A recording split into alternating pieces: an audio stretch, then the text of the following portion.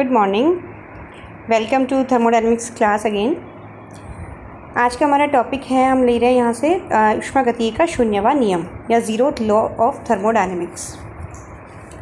देखिए, थर्मोडायनेमिक्स के 4 लॉज के बारे में हम फर्दर स्टडी करेंगे, जिनमें फर्स्ट ज़ीरोथ लॉ है, देन फर्स्ट लॉ है, सेकंड लॉ है और थर्ड लॉ है।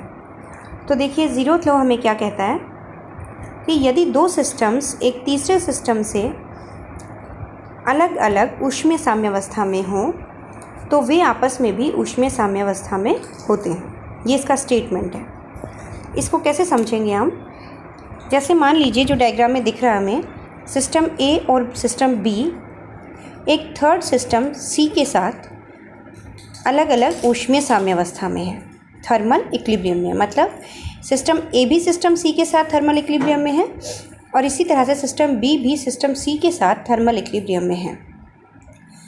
ठीक है, तो जो सिस्टम ए और सिस्टम बी है, उनका टेम्परेचर अगर हम मेजर ना भी करें तो भी हम ये 100% प्रूव्ड है कि ए और बी भी आपस में क्या होंगे, थर्मल इक्विलिब्रियम में होंगे। दैट मीन्स इनके टेम्परेचर इक्वल होंगे। तो देखिए, सिस्टम ए और बी आपस में क्या है, थर्मली इंसुलेटर वॉल्स लगी हुई इन दोनों के बीच में, इनसे सेपरेट हैं थर्मली इंसुलेटर वॉल से, मतलब कि ऊष्मीय रूप से विलगित हैं। दोनों के बीच में ऊष्मा का विनिमय नहीं हो सकता है। और ए सी और बी सी के बीच में थर्मल कंडक्टिंग वॉल लगी हुई है। इसका मतलब कि ऊष्मा का एक्सचेंज हो सकता है ए सी के बीच में और बी सी के बीच में, लेकिन ए बी के बीच में ऊष्मा का विनिमय नहीं होते हुए भी ऑटोमेटिकली ए और बी किस में आ जाएंगे, थर्मल इक्विलिब्रियम में आ जाएंगे। यही हमारा ज़ीरोथ लॉ है। अब हम बात करते हैं एंट्रोपी की, जो कि बहुत इंपॉर्टेंट टॉपिक है और आपको बहुत ही ध्यान से इसको सुनना है, समझना है। एंट्रोपी क्या होती है?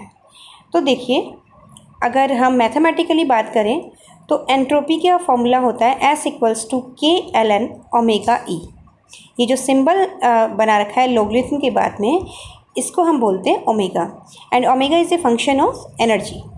तो एनर्जी लेवल्स के अकॉर्डिंग, मतलब हर एक ऊर्जा स्तर का एक एनर्जी होती है, हर एक ऊर्जा स्तर की, तो ये एनर्जी वही है इसका। और ओमेगा क्या है यहाँ पर? अभिगम्य सूक्ष्म अवस्थाएँ या एनर्जी लेवल्स का नंबर है ये। तो एंट्रोपी इक्विवेलेंट टू होती है K मतलब Boltzmann constant multiply by logarithm of omega E या अभिगम्य सूक्ष्म अवस्थाएं। दैट इज़, निकाय की एंट्रोपी उसमें अभिगम्य सूक्ष्म अवस्थाओं ओमेगा E के लॉग के परिमाण को नापती है। ठीक है, ये तो हमने बात करी मैथमेटिकली। अब देखिए, प्रायिकता के सिद्धांत के अनुसार, प्रायिकता का सिद्धांत कहता है कि अगर 2 सिस्टम हैं ए और ए प्राइम, ए के जो एक्सेसिबल माइक्रोस्टेट्स हैं उनका नंबर है ओमेगा ई, और ए प्राइम की एक्सेसिबल माइक्रोस्टेट्स का नंबर है omega prime E prime. That mean omega is a function of E और omega prime is a function of E prime. तो जो संयुक्त सिस्टम होगा या संयुक्त निकाय होगा ए स्टार, जैसे हम जनरली कहते हैं ए स्टार, उसके जो एक्सेसिबल माइक्रोस्टेट्स होंगी वो क्या होंगी, दोनों ही सिस्टम्स की एक्सेसिबल माइक्रोस्टेट्स का प्रोडक्ट होंगी या उनका गुणनफल होंगी। तो इसका मतलब ये कैसी क्वांटिटी है, प्रोडक्टिव क्वांटिटी है या गुणात्मक राशि है। ये ही क्या बताती है हमें, सिस्टम की ऊष्मागति की प्रायिकता बताती है। इसी से हम क्या डिफाइन करते हैं, ऊष्मागति की प्रायिकता डिफाइन करते हैं। तो इसका मतलब प्रायिकता कैसी राशि हो गई, गुणात्मक राशि हो गई। अब अगर मैं दोनों तरफ इसका लॉगरिथम ले लूँ ln, तो क्या बनेगा, ln omega star E = ln omega E plus ln omega prime E prime. ठीक है, क्योंकि जो लॉगरिथम लेते हैं तो मल्टीप्लाई किस में चेंज हो जाएगा, प्लस में चेंज होगा। देन हमने इसको दोनों साइड्स, लेफ्ट हैंड साइड और राइट हैंड साइड को K से मल्टीप्लाई किया। अब जो क्वांटिटी मुझे मिली वो क्या मिली, एंट्रोपी। तो S स्टार मेरे पास आ गया, S star = S + S prime. यहाँ S स्टार संयुक्त निकाय की एंट्रोपी है, S सिस्टम ए की एंट्रोपी है और S प्राइम सिस्टम ए प्राइम की एंट्रोपी है। तो इसका मतलब S जो है एंट्रोपी, वो एडिटिव क्वांटिटी है या योगात्मक राशि है। तो एंट्रोपी और प्रायिकता में बेसिक डिफरेंस है कि एंट्रोपी हमेशा एडिटिव क्वांटिटी होगी। अगर आपको किसी भी सिस्टम के लिए कुल एंट्रोपी निकालनी होगी तो आप क्या करेंगे, दोनों सिस्टम्स की एंट्रोपीज़ को ऐड करेंगे। लेकिन प्रायिकता निकालनी होती है तो हम क्या करते हैं, प्रोडक्ट करते हैं। अब अधिकतम प्रायिकता की अवस्था में क्या होगा, अगर मैं ऊर्जा के सापेक्ष अवकलन करती हूँ ln PE का, PE क्या है, प्रायिकता है, तो del over del E ln PE क्या आनी चाहिए, 0 आनी चाहिए, क्योंकि अधिकतम प्रायिकता की शर्त कोई भी चीज़ का अगर मैक्सिमम निकालते हैं तो जिसके सापेक्ष हम निकाल रहे हैं उसके सापेक्ष उसका अवकलन क्या होना चाहिए, 0 होना चाहिए। तो del over del E ln PE equals to del over del E ln omega E plus ln omega prime E prime. Okay, this is ln PE, मतलब ये सिस्टम के टोटल जो संयुक्त निकाय है उसकी प्रोबेबिलिटी की बात कर रहे हैं। और PE इक्वल्स टू, अगर ln ले रखा है तो यहाँ पर प्लस आ जाएगा, ठीक है। This quantity should be equivalent to 0। और अगर मैं इसे k से मल्टीप्लाई कर देती हूँ दोनों साइड में, तो k ln omega E plus k ln omega prime E prime equals to maximum. अगर इसका ई के सापेक्ष अवकलन 0 आ रहा है तो इसका अगर हम इंटीग्रेशन करती हूँ तो वो क्या होना चाहिए, मैक्सिमम होना चाहिए। तो s plus S prime, left side में जो क्वांटिटीज़ हैं वो है s plus S prime equals to s star. s plus S prime किसके इक्विवेलेंट है, s स्टार के, and it should be maximum. That is अधिकतम प्रायिकता की अवस्था में एंट्रोपी भी क्या होती है, अधिकतम होती है। या हम इसे दूसरी तरह से कहें कि अधिकतम कुल एंट्रोपी की अवस्था अधिकतम प्रायिकता की अवस्था होती है। तो देखिए हमने क्या मान के चले थे पहले ऊपर कि अधिकतम प्रायिकता की अवस्था में अगर हम कहें कि प्रायिकता अधिकतम है या सिस्टम के किसी भी स्टेट में पाए जाने की प्रायिकता क्या है, मैक्सिमम है, तो उस केस में एंट्रोपी भी क्या मिल रही है, मुझे मैक्सिमम मिल रही है। या मैं कहूँ कि अधिकतम कुल एंट्रोपी की अवस्था अगर अधिकतम है, अधिकतम कुल एंट्रोपी की अवस्था है, तो प्रायिकता भी क्या होगी, मैक्सिमम या अधिकतम होगी। इस अवस्था में निकाय में ऊर्जा वितरण इस प्रकार से होता है कि वह मैक्सिमम सूक्ष्म अवस्थाएं ग्रहण कर सके। तो देखिए प्रायिकता अधिकतम कब होगी, जब सिस्टम मैक्सिमम एक्सेसिबल स्टेट्स को एक्वायर कर सके या भर सके। ठीक है, मैं कंडीशन अगर लगा दूं कि सिस्टम जो है इस एनर्जी लेवल में ही रहेगा, तो हो सकता है कि उसके पास 1 या 2 एनर्जी, मैं कहूँ कि सिस्टम की हाईएस्ट एनर्जी इतनी होनी चाहिए, 3 किलो कैलोरी होनी चाहिए।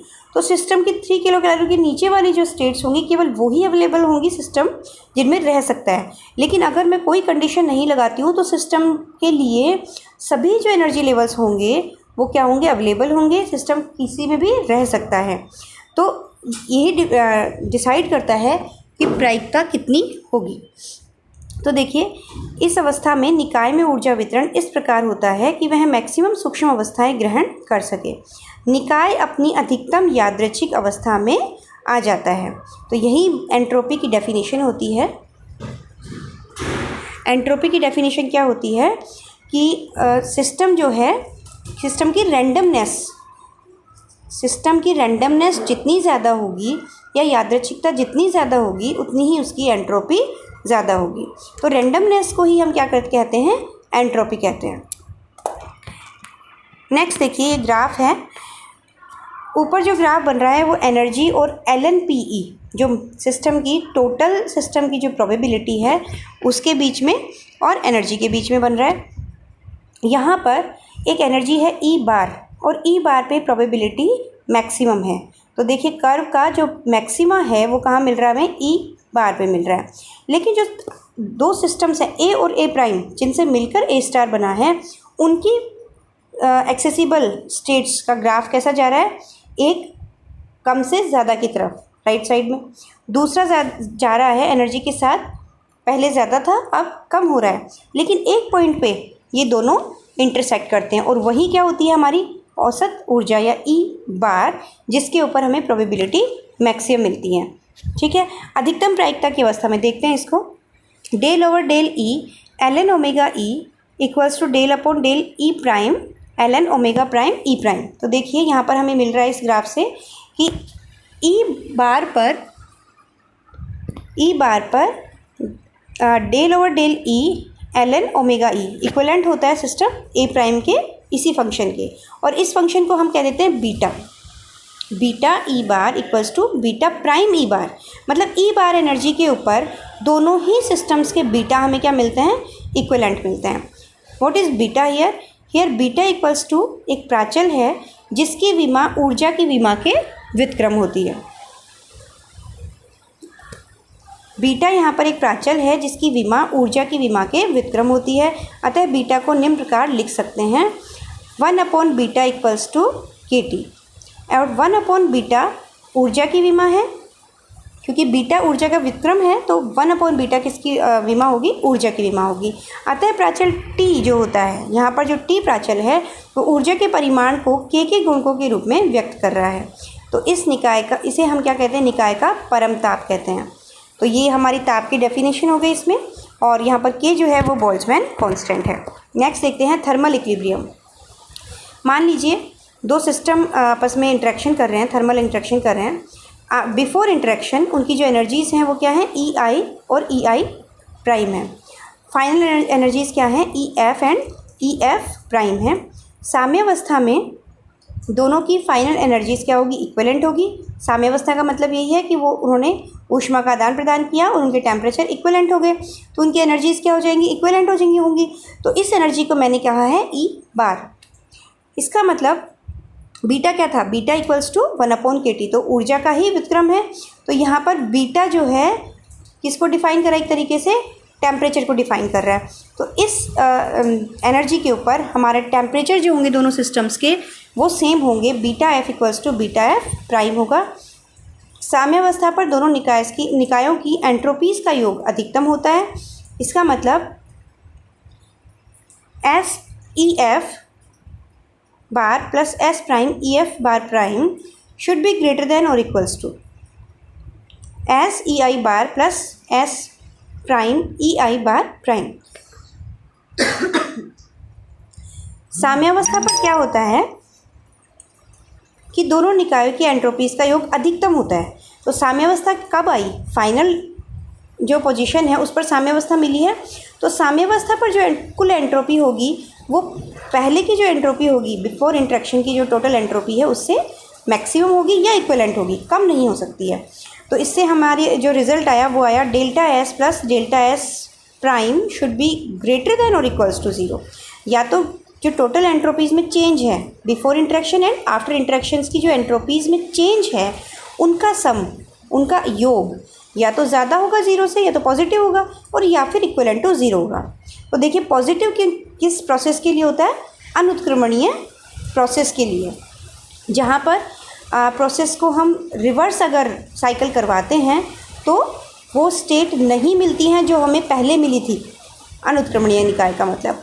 और उत्क्रमणीय जो प्रोसेस होंगी उनके लिए दोनों निकायों की जो दोनों प्रोसेस है before interaction and after interaction, उनकी एंट्रोपीज़ में जो चेंजेस हैं उनका योग 0 के इक्विवेलेंट होगा। वो किस केस में होगा, केवल रिवर्सिबल प्रोसेसेस के लिए, जहाँ पर प्रोसेस को हम वापस रिवर्स साइकिल करवाते हैं तो सेम स्टेट एक्वायर करता है मेरा सिस्टम, सेम पाथ से गुजरता है। नेक्स्ट देखिए एंट्रोपी के गुण। ऊष्मीय रूप से विलगित निकाय में किसी भी प्रक्रिया के द्वारा यदि निकाय एक स्थूल अवस्था से दूसरी अवस्था में संक्रमण करता है तो उसकी एंट्रोपी में वृद्धि की प्रवृत्ति होती है। ठीक है, तो निकाय हमेशा यूनिवर्स में हर सिस्टम अपनी मैक्सिमम एंट्रोपी की तरफ बढ़ने की कोशिश करता है, मतलब रैंडमनेस की तरफ बढ़ता है, कोशिश करता है।